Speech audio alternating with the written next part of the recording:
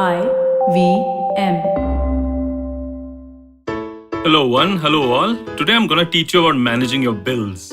We all see great value in paying our bills on time, but it literally pays to use the Cred app to pay your credit card bills.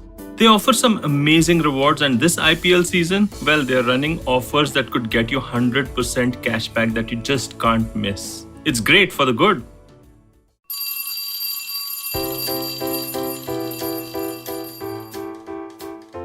Hello, one. Hello, all. Welcome to the Diary of the Traveling Professor. And I'm Siddharth Deshmukh, your friendly neighborhood traveling professor, talking to you on this Thursday and wanting to talk to you about an interesting perspective that has formulated in my mind about, all this weird stuff about privacy. Yeah. So I wanted to talk about privacy today. It's the basis for my diary entry. But before that, some facts. I mean, we know that there was a leak of data on Facebook. I think it was caught in 2018.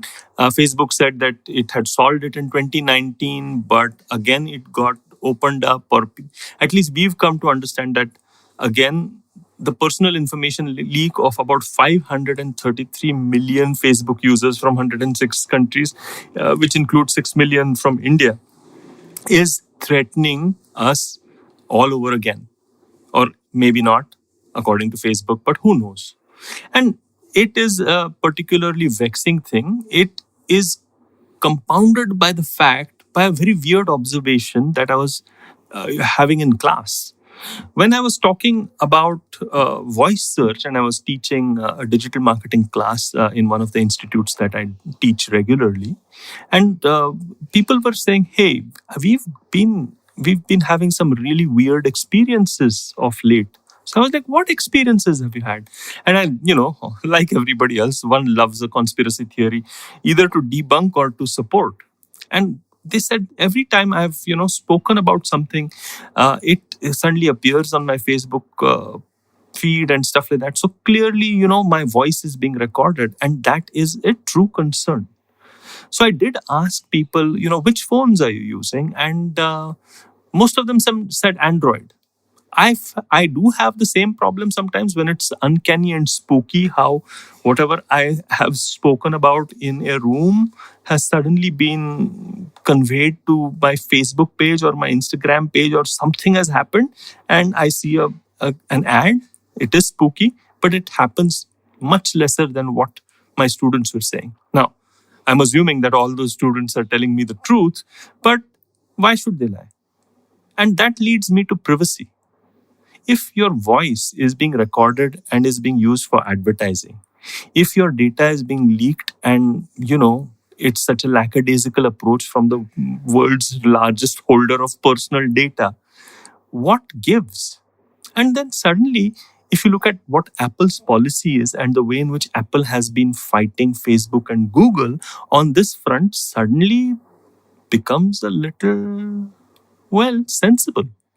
I used to actually think that Apple had lost the plot because it had stopped innovating, right? In the sense, it was doing incremental innovation, which is always good, but the kind of breakthrough, kick-ass, disruptive innovation that we saw in the early 2000s suddenly wasn't there. And the iPhone 11 and the iPhone 12 and the rest of it are good, innovative products, but still in the arena of maybe tweaks, I would say, or enhancements or incremental. And that is the reason I thought that Apple was suddenly talking about privacy, which I thought was it was a clever move, because it was suddenly saying that, hey, we are not really going to allow, Facebook or any unauthorized app movement wherein data can be shared and stuff like that. And the fact is that I thought that Tim Cook and Apple were doing it primarily because they didn't have anything else to show. Well, I stand corrected. I think I'm revising my opinion a bit. I still think that they don't have anything much to show so far. Maybe they should come up with an Apple car or, something else. But I do think that they've got something about their stand for privacy. I actually feel that the world has moved from in such a rapid sort of way in the past 20 to 25 years that it's breathtaking. From an absolutely open culture in quotes sort of internet to the place wherein we are craving for privacy because the same internet has been exploited because we've all been open with it, has been completely strange. But privacy has become more and more important, and it is now a feature that Apple is talking about. Google, by the way, is coming up with its own brand of privacy because it is trying to figure out a way in which it can get out of this mess. And Facebook is trying to fight, Google and Apple for not strangling its business model. So I wonder how we have reached this place wherein privacy of data is suddenly become so important. But there have been indications, like for example, of the fact that there have been indications of the fact that we like more privacy. So if I look at the way in which Instagram made the move towards allowing for private accounts, Facebook allowing for your profiles to be locked, or you are able to look at kind of tweaking your WhatsApp thing, you suddenly see that the world's greatest holder of data is also towing the line and making sure that privacy is respected.